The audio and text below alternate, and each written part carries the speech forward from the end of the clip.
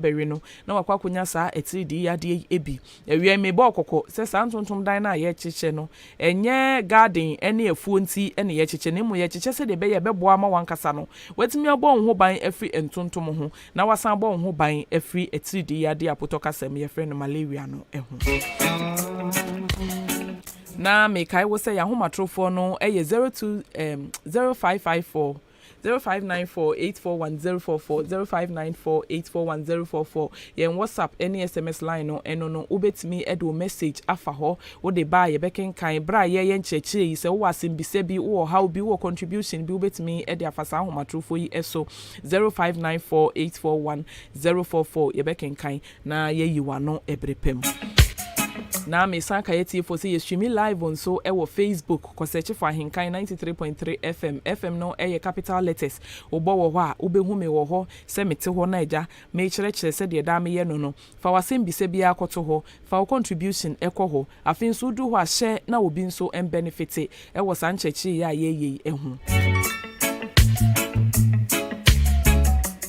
na ni edi kan no kra no mi bisa se de be kra ene etidi yade anase malaria yarie e de be kra ni malaria se ye ka malaria anase etidi yade a ni nyina ne ko faribai ne se entontom eye female mosquito no entontom oba no enye be ma no entontom oba ne entontom ye oba ne ye wo be ma se de nipa nso ye wo oba ne ye wo be ma no a se bi be ma ne oba hia e na omunya abofra efri mu ba no sara nso na entontom nso ye wo oba ne be ma a omunso ehia omutimi ewo ema wo modore enu nti no entontom oba no ono na otai ede malaria no ema yen bra waka yen enti se woda na entontom oba eba bekawa apotoka semiasi female anopheles mosquito woda na so oba bekawa ono ne de entonto malaria no ebegu umojam na nsa na ode malaria no begu umojam na saa entontumi wadi kan koka obi a saa malaria moawa ne bi ewo ni mojam na wo ka no na wo twi ni moja na saa no watwi enti sisi ano saa ade no aba ne mu na ode aba bekawo nipa no so a woni etidi ade ne bi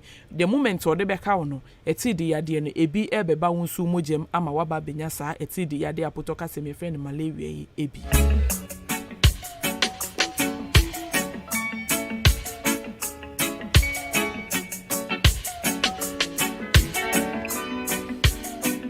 na ye hu de malaria eye na ye bisa se ede be nkra na de malaria iba ade ba akope se de medi kan no entontom ene berew ene be kwakofa saa etidi ade ede abrew enu nti no bre bia no ne obehwe hu so ye ewo ho ane se obehwe se wo dam ana se ba bia wote no wobedi honi wobesiesie ho ye wo ma eho emfu bebre se ye gatamu a wo mensuo ntatamu na enkonko dore saa entontumi afikra nso ensuo ye clean water se ensuo atono asoso egu ankremu ananchensi mu anase boss mu na wode sisi won no kura ntontom etimi dore ntontom enu ti bomodin ase nsuo bi ewo ho bia no wo be kata so wode ade be kata ni nyina so mie bie so ntoto ho afin so se wo ensuo bi a enya anase gatamu nsuo bi da ho na se konko ne saa niam ne gugugu ma wo be bomodin ase wo be prapra ho asesa sansuo ni nyafise sansu fini nso no enu nso breed mosquitoes ye pa wankasa no sometimes utimi fa wadwa ye echi na hwensuo eta wo na wo hwe ntontom a eguso a na wo sentuntum wei omo bewura wo dem a ede be dwuma pa na omo bediu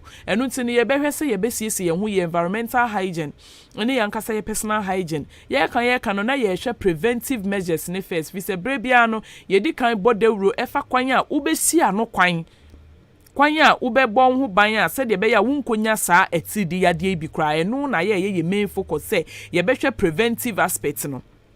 enu nti ye preventive aspect idie na enu ane sesiesie wo surroundings ni ye se be ya eho nkofufu na nkonkofa malaria yi entontumi emma ho bebre afin so be prapra won fichire ye ensuo tata wo stagnant waters no ebugugugu ka time ene konko titumanto su konko ni ntontrowa milk ntontrowa obon se ni nyina na breed sa mosquitoes no ma eche kofa tidi yade de breye no enti ni nyina na se ye bebo ye ho ban afri sa efini nyina ehom afi ye wie no bomodin say wabusuam say efia mutimu no hwe ne se won environment ne ntontom dɔso wo ha bomodin say brano no ube ye mosquito sprays wo ho ubetimi de bia spray wo dem na wo spray wo dem no nso no hwe say wo di spray ni gu dem ho a ube pie aba abonten ama spray na etimi aye na dwuma esese ye nyina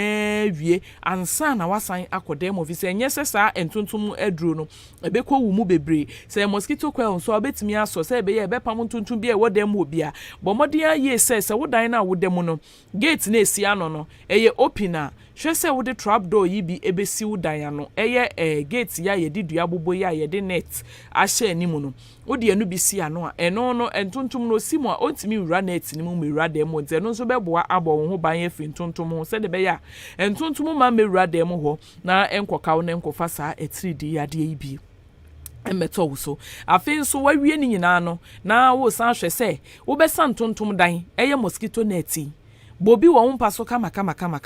wabofra na wawo ne foforo no bomodin ase woni ni nyina mo beda mosquito net nim eduro ewo net nim asentontom kra wo dem na so besi net ne ho a enya ade a obetimi ewure ma ba beka wo ne wo ba no osi net ne ho kra na meduro na ewo net nim ni ntino eduro na nkasa be kuntontom nti ewo mpempi a mosquito net ne kra wo je ne foforo na wo hatem kakra na se wo san wo be hu se ade be chene na ntontom ewuwu na omotetare ho eduro na ewo mu ne be kukummoa ni nyina eba ni ntimi wure mu emma mosquito net nim emma mekaw ebeboa wa nso abon ho ban e de afisa etiridi yade ehu ya wie no na ye ba behwe se de be nsenkyerene ene de di bra wanya sa etiridi yade ebi ne edi kan obi wo ho a wosimiyam ehwie obi wo ho a wode miyam afi na agyan ne diarrhea ho a obekọ agyanan enche na wasa akọ agyanan okonso emu ye nsuo kakra afi obe complaining of headache mitiye meya obi wo ho nso a obehu se ne ho ayehyehye nyese obi wo ho mpa obi a etidi yade ye nya no ye hutime ye hia na wode no obi wo ho anopa asa wode no ebedura wi asa ne ho ato ne kakra ekwa anwumre mu ho na wona sa tie si ne so ne ho wo so saa ne mfifre ti no edu anopa nso na ne ho ayehyehye obi wo ho se joint pains asa maposo ne maposo ye me ya mikotodwe asa me ho nya me ye me ho ya me basa afenso ye wo loss of appetite wonum nya wo de aduane kura wo hu ana ebon wo ntimi enidi nanum nya ne de kobo nso egyan na bofunu nozia ne bofunu na chese fie no edi so saa obefi saa ntino saa ensenkyereni wenum bi ensenkyereni ase wo hu a na wo yam eye wo ya eka ho waye mmere wo ye bibi kakra bi a waye mmere ase wo nante kakra ase wabre esese ekire wo se etiridi yade yi bi ena eye aba wo mogema na ase aba wo mogemu ntino entempa bomodin a wonye hu sansenkyereni nyina bi se ede ade na wo beye ne wo beye ne se wo bekwa yaresa bia bi eben wo kwa ye beji information we nyina doctor bebisa wana nurse ni abakoto no bebisa wo se de be na eyew na wo complaints na wo be ma no eno ene be ma doctor ehu se wo se wo ko lab ana mujadan mu ne ekohwehwe omugem ehwehwe omugem a eho ena ye be hu se eye 3D yade ibi ena aba omugem na aduro bia ese na efata se ye de so ano ma wo no ye de aso ano e de ama wo empepi no se de da medi kan ka no eya na yenya saa nsenkyereni bia obi oho a nsenkyereni no esese pa ya wanhwe ya typhoid fever nsenkyereni binum ene malaria nsenkyereni bi ese enu nti no se wo ba bi dodo kakra na wankasa wutu amika ko drugstore se me ankasa me kwa koto edure no udru ya me asemiti ya me ya na ye edura ma udru ya aseme hwe ya me ya na ye edura ma na wodi hu yade kra hawo aba wo mogyamu nti ama wo ho etete wo sa no omo atimi aye san hwehwemu no na aboa ama ye hu yare kropote na ye hu aduru kra ye de beso ano ama yare na atimi akontem enti sa se wo didi over the counter drugs echi a wo betoto nura no no mo sa by the time wani beba wo so no na aye too late na me san bo atiefo kokose etidi yade ana malaria yade no ekum nipa kra chen HIV ekum nipa kra chen hepatitis B ekum nipa kra chen mojamroso ekum nipa kra chen sichire yade an yehwe afibitimi twam na nipa ewu from etidi yade no yentimi fa ntoto nipa ewu from HIV entimesramo yemmo ye ho modin se ye behwe ye hu so yie na yabo ye ho ban yie every saa etidi yade yi ehu na me koso aka iwu se dwumedi a wasungu so a wutie e ya Ahenkan apomudimre dwumedi wa Ahenkan 93.3 FM eso na yen WhatsApp any SMS line no 0594841044. Afin so ye streaming live wo Facebook ko search for Ahenkan 93.3 FM ne capital letters na bo wo ho wo be hu yen fefefe bra na be leave comment share na wo bi nso enhu enyam fasode emfiri sancheche ya ye ehu ebi na wanya malaria na wanso anu ntem no ede ben sunsanso miche complications ben ene betimi akofa betu ni pedua so ye wo complicated malaria eno no when treat malaria na hyehyɛ ne ho na afedie wo be hu ne se wo ho anu wani so chin obi o wetimi didi na afe na ne jonso kala kra asesa abofra bitimi nya etidi yade ne ma me betena ho hwe na ni beba ne ho so na ni bedu ayaresabia na ojonso a etise cook na ese no na ye complicated, very very very complicated. Enu nti no ebehia se ye beje na to ho na ye di nsu asisi ne so na enuro bi esese ye di ma ne bia ye di amema no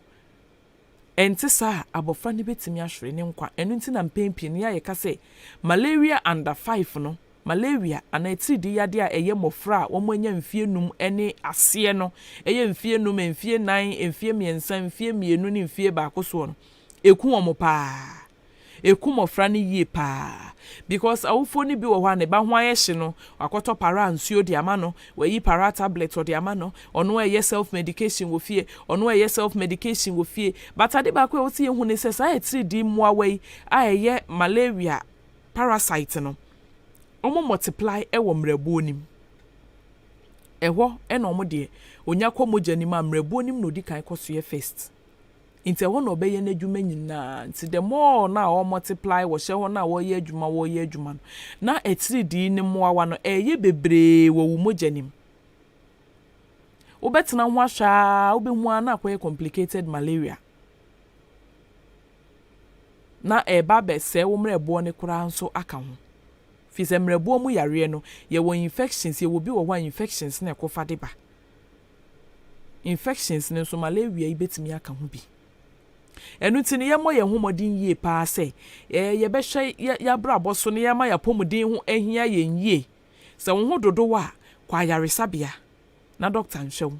fise malaria no wanso anu ntema ye wo bibi nso oputo kase me frɛ ne cerebral malaria. Cerebral malaria no malaria ni bedidi moja ni mo bedidi uni pedue ni mo wanso anu no na emoa wa no parasite no mo move kwa wadwene mu eno ne ye frɛ ne cerebral malaria no na sa cerebral malaria yi enya bemu a ensankyereni a obehu ni se akwala ne wo ho a na obobrimbrim ase wo twa no onya convulsion ana onya fit ana se seizures inte be ye ne te se de obi a wo twa no eboni brim sa eno wa anso anu ntem cerebral malaria ebeku ni sese ya eno nti no complications of malaria no ebetimi abeye complicated malaria ebetimi abeye cerebral malaria uwie nso na wanso anu a the last thing is death ubewu malaria kum ni papa echen yare bebre wo ye man mu ha ye momodin ase ye behwe ye hu so yie na ye bebo ye hu ban ye besiesie ye mfikyire yie ni nyina mu so ni ye hwe ye didie mu yie fi se nipa bia no se wudidi yie a wo immune system na ye very strong intakwenya se yade bi wo ho eba ebebo wato wo ntem no aya na ewo fom pa ba se wo ho na wa ni di yie yade bi ye twema ebekra because immune system na nkasa no ewo fom yie we immune system na ye very very very very low enti yade bia ba mu azisi ana abo wato ho yade bia etwema kowu a wo na ebekra wansa kowu eni ti ye momodin pa se ye be ma ya pomodin ahia yen ye be didi yie wo didi yie kura na se sa etiri di mu awayi bi eba wo mogya mu kura na ansa na nsenkyene ne be dedi na chese wo wahu ne dadada kura aso ano ntem obi wo horse media malaria beba me hu sa asemi nante kakra na mabre asemi kwa na me kotokoto asemi kotodwe ne maposo nyina ye me ya asemi nan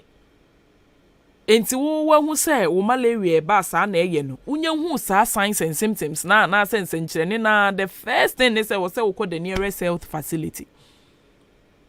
okwa enimdifo wo ho ubekọ OPD yebehwe wo kama yebebisa wo se den na yewo ya twere wo history kama okọ doctor wa doctor nso a kire se kona koye lab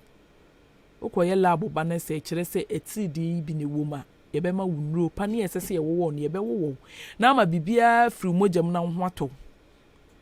na mom sa wo de hyehyɛ wo ho na wa ka se me ama fa mfiche makotete ahaban me ama fa ha makofa we me ama yese makofa we wo stage a malaria no edu wani beba wo so no na akoye bibia ensese ekoye na abrantie ababaawa abofra kama na wa mana hwere ne nkwa na wa ma tidi eku ne kwa etwa ne nkwa na so afiri asem kwa enu ti adofo yemmo ye ho ban emfiri etidi yare ne ho fi say botoka se me say prevention is better than cure. Esi anu nim kwanya abefa so abe prevent sa malaria ya na say etidi yadi entina ho ema ne mma ansa no aka se mekoso ano na emo mu betimi abon ho ban se de be ya emma kra eno no na ya ehia ye mo ahobambo no se emma kra no preventive side no eno ya ye pe no ne mo bisa se utimi prevent na se ama eno ne ye fa better than say ubegya wo ho na ebeba awie na ano so no so ebeba be ye problem. 0201944485 0554820910 ya homa trofo na media tuja no betimi afre na waba dwumadie so na wasembisa bi a wo de aba wo franchia no eye wapomuden no ageme so se ewo me amensem 0201944485 0554820910 metwa mekasa so no na mechese se wunyanya ensenkyerani bia mabubo so yi bi na wawo suspect se entontom awew o mitu kwan mekọ nkran mekọ tema mekọ entontom kọwe me bomode ane kwa yaresa bia ebe hu aya ye self medication dodo wo hwa na obi aba mamines yi asemi ye nya malaria o se de me ho ye me no obeba na okita pane yi park na ewo mu be ye 10 mamines ye se wo se me woni nyina na wan wono pe odane ne ho ana okọ baabi foforo na pane be ye du no akọ woni nyina egu ne mogem wo bra yaresabia wo ho a wo betimi akọ yaresabia na muwe bi ewo ho ne ya hwe ne ye de aboa wo no wonye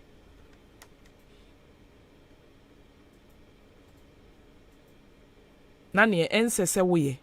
na wo ye enu ti mesre etiefo your health is your wealth.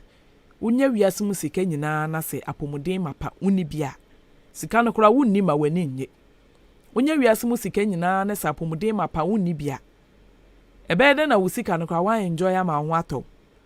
enu ntini ye bere peska edie na ye mmere nso enhwe ya pomuden na ye ma ya pomuden ho enhia ye yie 0201944485 0554820910 0201944485 0554820910 obetimi afre na wo de wasembisa aba wo hwa obetimi ba madam me ba na se wo ye nya malaria wonti no makoto fofo ni bia ma no maame oba apomuden aso ye krampo na se wo ye lab kra na se wo ye nhwehwemu kohwe nipa no mogem na atidi ne kra ma out positive a uni kwan se wo ma no atidi eduru bia. Hello. Hello. Wapomuden. Hello. Hello. Me pacho wapomuden no waje me so se wo me amensem. Wo me amensem mo yen ko me amensem pacho.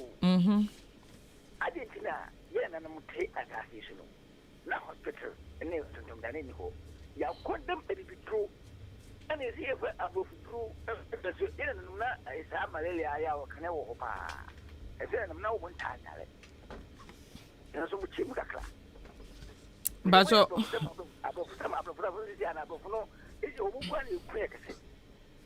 osi ya na nanom time no na omo ntanyare. No ntanyare.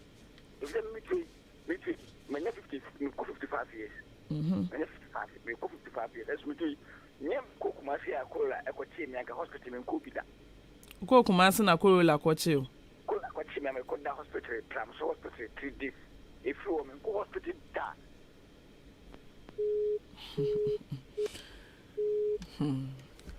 Yo papa e papa say onko ayaresabe da ye nananom na omo nyare etiefo ebusuafo ne ewom ni say ye nananom na omo yare na omo yare pa na omo yare na nia ya ye nhu ni say yade no omo time no obewu yade no be hye ne ho a e be complicated na wawu ba no wo hu ade ko because na ayaresabe no enoso. Hello. Me pa cho wapo mo den. Pa cho udin ani baby a wo fefe. Pa cho ma woni so kakra ma me e fra o Janet tu fefe he. Apoli. Yo me pa cho mo asem bisa ne nko.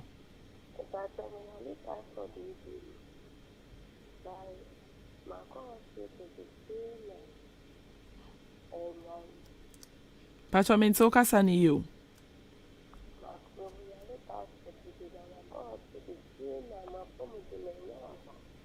Ohunto hospital no okọ aban hospital na se okọ ebibidro dia na se etisen community hospital na okọ enedro na edema no mepa cho wie course no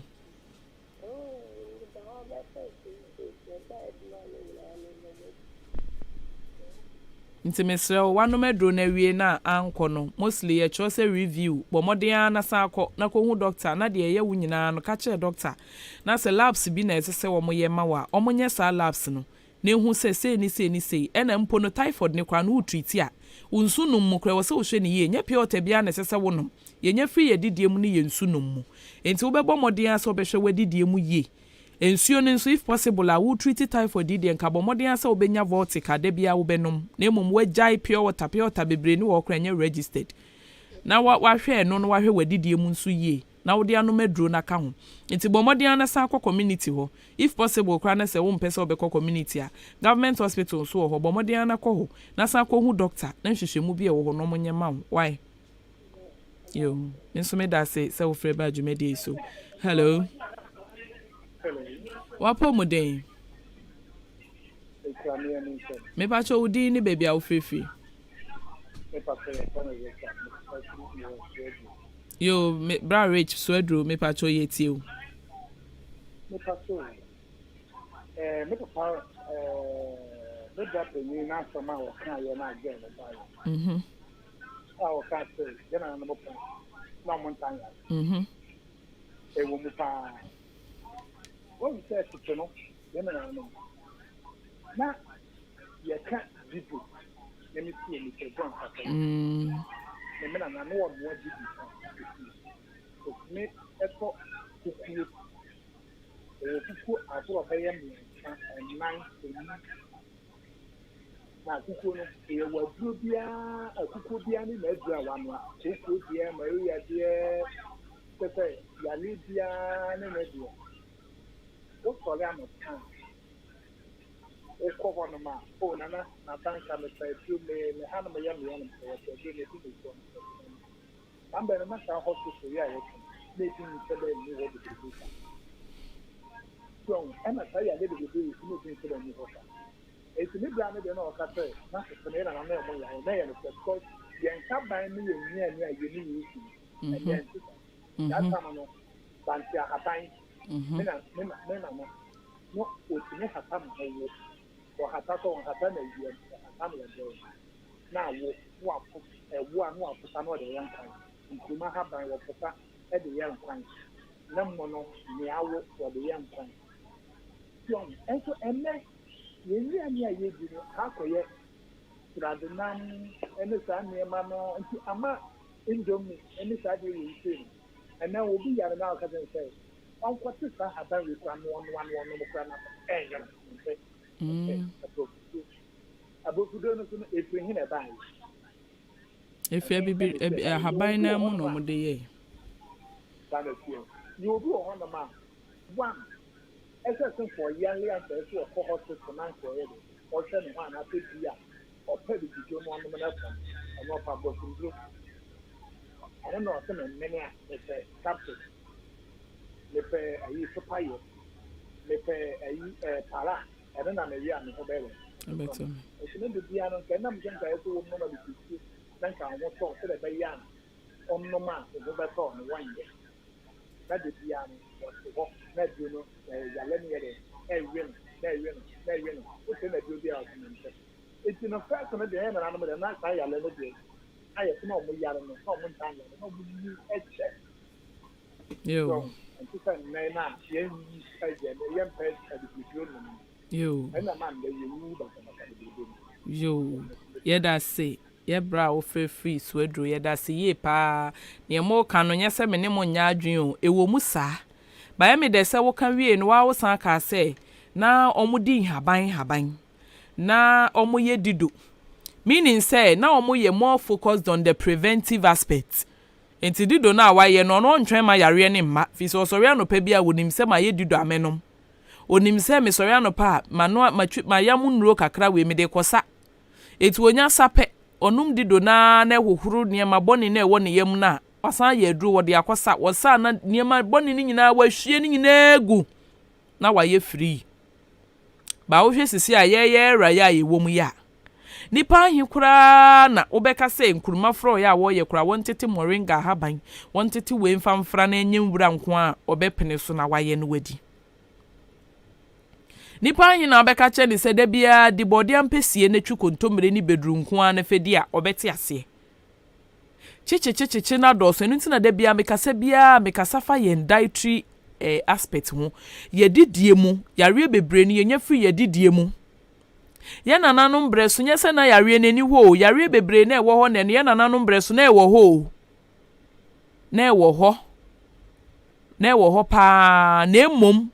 enam dido ni sa niema na na omununum ni nti no na omo bo omo ho ban free ho mrebo mu yare ye nananom breso na ewo ho yefunu yare na ewo ho tipae na ewo ho prostate cancer na ewo ho enokro bi okra wo hu wo ne ho na ekunu na okọ mrebo epade a enwono enu nti no omo nunu mo di do nyonyonyo ne saa na abọ mrebo ne ho ban baye time nipa hin na obenu abibidro nyonyonyo obenom. Hello, good afternoon. Wapomoden. Me pacho udi ni baby au free. Yo, achime subu afo nyina ho ye. Me pacho mo asem bisa enko. Pacho, ya na ebi ka se udi oye bebre a ano so nyina Maria. Na me pese mo se tu ana because ka se me are not looking at it. Pacho say. Me say so gonna say udi oye bebre am sanwa. Bebre so nyina Maria. But some find out who say tu ana because according to your said not say to me I am not looking on a day Maria. Yeah. Me say when you tu ana or you do the too much of oil. Mpacho enye no kre udi wa yo bebra unya malaria de ade ba akopɛ na de ba eno ane se ntontom oba na obekaw okawa na se wono already no ono wo parasite ni woni mu eno ane se wapie gu mu nti that's the only way ayenya malaria udi wa yo bebra wankasa no ena wo ha omrebo no ise mrebo ne mpe anwa bebre nti ubetimi gradually ubetimi anya fatty liver disease eno no anwa no udia emamrebo no ebenya srade bebre but malaria de udi anwa intimi fa malaria emma medase so freba jumedi eso yo ebusuafo eno nti eguso a ewo etidi yade iso ewo ahenkan ya pomudin mrejumedi so ahenkan 93.3 FM eso me pa cho ye wo myth bebre wo ho aya keka ma eya ye ade e wo ho but enye nokre de biara da se wudi anwa ubenya malaria de bi na ye nananum binum taika enye nokre na emo manwa bebre di na nkasa emwa nipadua ne mpa anwa bebre okwabra ne bekwa akoto fried rice ya akokọ ye de anwa na achi emu nso ewie ye de anwa na chi ye eniam egugugugu so nyina anwa wom salad cream ni nyina srade cholesterol ni nyina ebi wom na wadi ni nyina egu ne yam wadi awie no wasan pice water achile wasan no magu so nti wa bisa ho se se wo hwie anwa kora gu chensi mu na wo fa ice water enyu na hwie gu so a anwa ne ye wo mu mienu ye wo saturated fat ene ye wo unsaturated fat ekoye saturated fat a anase ekoye anwa a eda ubehu se wunye hwie cold water no egu so pe ebeda nti sanso na anwa wudi anwa aduane bebrebe na wo wie na onom chilled water anwa no wankasa imagine se de ne besi wo nipaduam anwa na ekwa akodeda emwa nipadua no enu tinka nipa bia kwa no di oily food krank yese wo benom warm water mum ensuo de ka wonom a na anwa no aboa na a cleanse system no na eyi srade ni sanom cold water na emane koda wo be yesa nti obi onum cold water bebre bia no otai enya blockage in the veins moja ntimi ndie frusani yie woni nipaduam esisi ntini no kwan because ekwa akoda anwa bebre na wudi no wudi anwada bia aduane a wudi bia ya anwa wie ya no asanom chilled water wie ya no asanom chilled water wo ha wo mrebo wo san ha ntini no because fat deposit no ebeye bebre wo ntini ni mu ebe kaka na block ya moja kra ntimi ndie frusani wo nipaduane mu biem. Hello. Wapo mo den? Mpacho udi ni baby a ofrefi. Tema. Yo. Okay, me pacho yeti o. Malaria ya tumi ya okay. Mimi se men tanya. Na mi chunda ya na malaria. Kaya me ya so me ko hospital na ko bia so come say malaria na yem. Okay. Nti by this month, let me see time na ana ma fa ko hospital. Na me ko to malaria draw na me no me ekoi. Nti enye se send ya obeya wo se malaria na yo no akwa ko say draw no mana. Said the medi kan no mostly na self medication emwa. Medase minua ba se wo frɛ ede ba dwumadi so ayana self medication emwa because signs and symptoms of various conditions na mostly esese enu nti no wo no wahu se mitiye me yape eye malaria me malaria de ebeba miti na ye me ya me malaria de ebeba miti na ye me ya but ebi adako uti bi ebe ya wo ya no ebi ana enu enye malaria wo but ebi ana eye wo BP ene kosoro ene ema wo da severe headache no ebi kwa na ya refufro bi kra typhoid ena ema usa severe headache no obekwa akoto malaria dranom thinking say bi ebeko but ebi a one shenin temen treating tin senya malaria ugusu no malaria duro ni mu na still enko no na prolonge sa typhoid na ba omojam na se ubipi no na egusu a ekosoro wani beba onso na ye too late tin mostly no ya advice say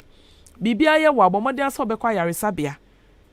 Even malaria ne kwa hospital kwa na ye wo test no one test positive kwa na den say ye bema waduro se konom treat malaria obi wo one signs and symptoms are all manana say ne complaints na all kan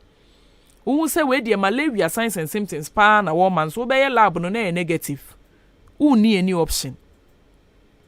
enti untimi nka say bia me hu se sisi an headache na me ye me ya meti me ya na chese menya malaria nti no ene we de miti ye me koto malaria duro na manom me pacho e basa na akoye self medication emwa wankasa ebia wonom first one no nyame adom na malaria na ekoye second one no me ye nyame adom na no so ye malaria na ekoye ba one we ya third one no ebia na ankoye malaria na ebia ye yare foforo na akofo hawo e de ababeto ni pedua so enu nti no ya sabia bia say health center say chips compound kwa ene malaria test kit ye just something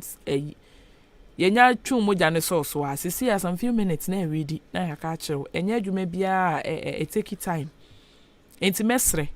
yemanya pomodin ho ehia yenye pa na over the counter ne kura no enye over the counter bia we have over the counter drug sellers ono no you know say we have qualified pharmacists ewa ha wonim se me kwa me kam de ye me na we dey qualified pharmacist in eduro bia o de be ma me bia no eduro a onim say we dey so ano but we have people too who are selling drugs oni any knowledge you just go there try and error na we yama try and error na pa yema ya pomuden no ehian na wo apomuden ma pa wankasa no o ade kese a esombo ahenkan apomuden mredwumedi Hello. Hello. Wapo muden. Ewo mi ami sem. E pa cho din ni baby a free. Ya friend sister say wa. Ka say fresh ntumi. Yo, sister say we tuntun pa cho mo asem bisa nkoman. Na lo wa radio ni mame. Na wo kan bi say. Wo be ko hospital kura na complain na wo be yen. Any malaria ne sense radio am be ko test wo na nya malaria. Enti anu ne say am we dro sa den na wo be ye. Na ye din yare na ye. Yo. Me da se mame, se wo frɛ ba dwumadi so. Se wokɔ na wo ma wo complain na ya ma waduro. Ebia wo de wo suspect say ade de be malaria. But ye test no. Wo kan ni nyina doctor so ye say na enya malaria test. Ye test no e negative a. Doctor betimi request for another lab. Enu nso what the same signs and symptoms similar to malaria no signs and symptoms no. Enti ye betimi am akoye typhoid test. Ye betimi am akoye jaundice test.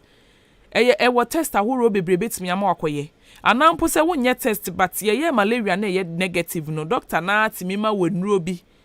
Se gie na ejiwe na kokonom because ye na nya malaria nti jiwe na kokonom na bia 5 days time no san fa wo ho be kire na yenhwe se yade no eguso wo hɔ a sometimes na ya na stress kura keketimi ma yen signs and symptoms bi obi wo hɔ a wa ye adwuma within the course of the week wa bre wa anye na home stress alone etimi ma wo headache etimi ma wo feel very weak we ya de kakras wa bre etimi wo aposo ne wa aposo nyina ye wo ya enu nti no obetimi ama some painkillers ne enro kakra bi se gina konom na yen fanhwe e bia 6 days time no sabra bo obi wo hɔ a doctor na kasa ache no onya konom na ekɔ kakra onsi hospital okra bi review ne de ya yen fa ne serious but review date doctor sha e wo se wokɔ na doctor review wo oh doctor e bia na metie me aba se metini yen so asasa aba me yem na doctor gina so no wasan request for another lab send throughout the month one day that share ne bag no wasan ko fie but wo se ye ma yen kwa no ehu hia yen.